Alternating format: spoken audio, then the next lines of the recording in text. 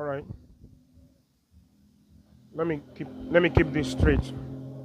Do I believe in the unity of Africa that is going to really help? Yes, of course, definitely. Definitely, unity is power. There are so many things we can conquer when we come together. There are so many things we can conquer.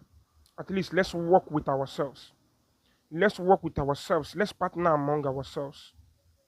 Colonialism has already divided us, but at least let's partner among ourselves. Sometimes traveling to some African countries is more difficult than traveling to Europe. But for the white people, it is easier for them to come here, live here happily in Africa, than it is for a fellow brother from the border to come here to my country and live. That's bondage. That is nonsense. We're supposed to do something about these things. We're supposed to take these things very serious.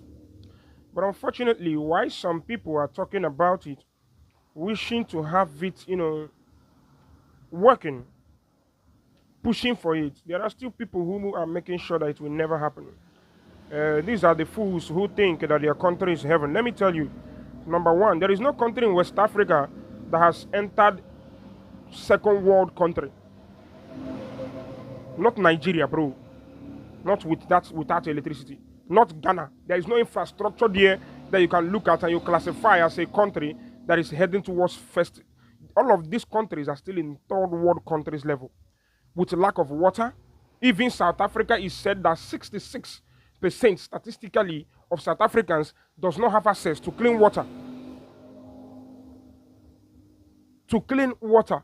So such country cannot be classified as first world country because the basics of human nature needed for humans and skyscrapers does not make a country first world country. KFC does not make a country first world country. Poverty is a very huge thing when it comes to creating a first world country.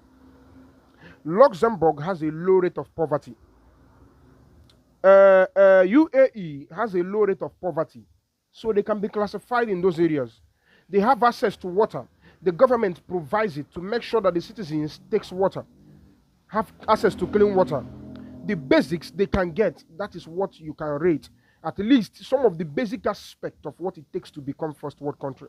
So before some of these countries start priding themselves in a country where stealing, protest is a medium of being used to loot people's goods. People enter, loot goods worth millions of dollars. It has been happening every year. These countries ought not to be qualified as first world countries. So why are we arrogant against one